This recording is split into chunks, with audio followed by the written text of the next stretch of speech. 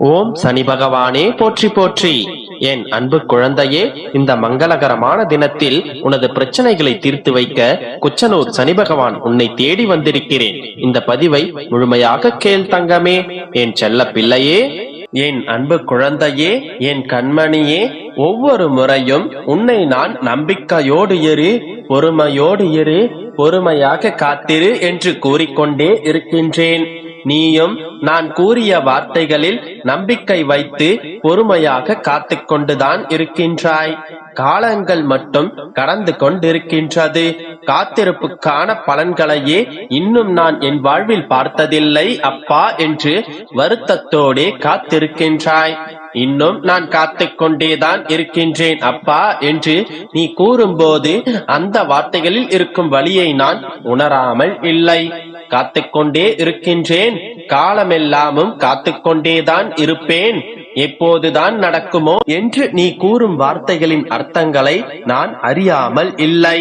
காத்திருத்தல் என்பது அத்தனை சுலபமில்லை என்பது எனக்கு தெரியும்.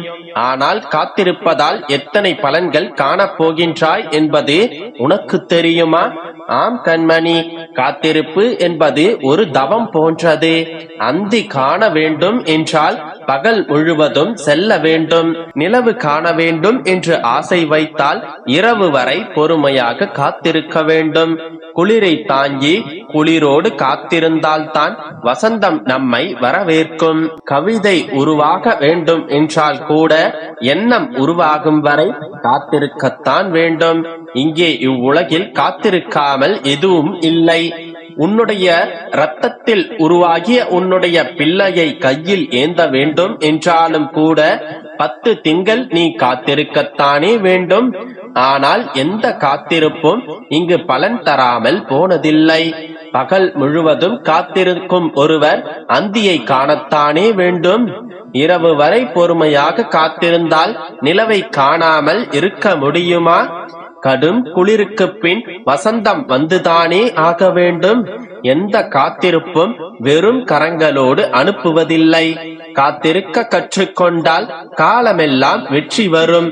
விதை விதைத்து காத்திருந்தால் அது வளர்ந்து பூக்களை தரும், பின்பு காய்களையும் கனிகளையும் தரும்.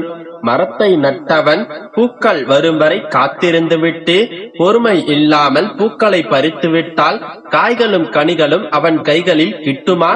அதுபோலத்தான் கண்மணி, நீ எத்தனை நாள் காத்திருக்கிறாயோ அத்தனை மடங்கு பலன்கள் உன்னுடைய கைகளில் கிடைக்கும். பொறுமைக்கும் காத்திருப்பிற்கும் எப்பொழுதும் பலன்கள் பல மடங்காக கிடைக்கும்.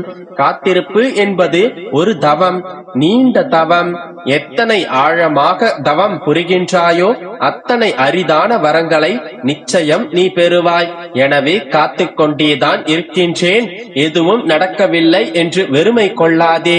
நீ காத்திருக்கும் கால அளவிற்கு ஏற்ப உனக்கான பலன்களும் இரட்டிப்பாகி கொண்டிருக்கின்றது. நடக்கும் நடக்கும் என்று நினைக்கும் உன்னுடைய ஆழ்ந்த எண்ணம் அனைத்தையும் நடத்தி தரும். உன்னுடைய காத்திருப்பின் பலன்களை அறிந்து கொண்டாய் அல்லவா? இனி சலித்துக் கொண்டே காத்திருக்காமல் சந்தோஷமாக காத்திரு. உன்னுடைய ஆரத்தியை நான் ஏற்றுக்கொண்டேன். கூடிய விரைவில் உன்னுடைய வேண்டுதல்களை நிறைவேற்றி தருவேன். உனக்கான பலன்களையெல்லாம் ஒன்று சேர்த்து ஒரு நாள் உன்னுடைய கைகளில் நிறைப்பேன். அன்றே உன்னுடைய காத்திருப்பின் வழிகள் உனக்கு காணாமல் போகும்.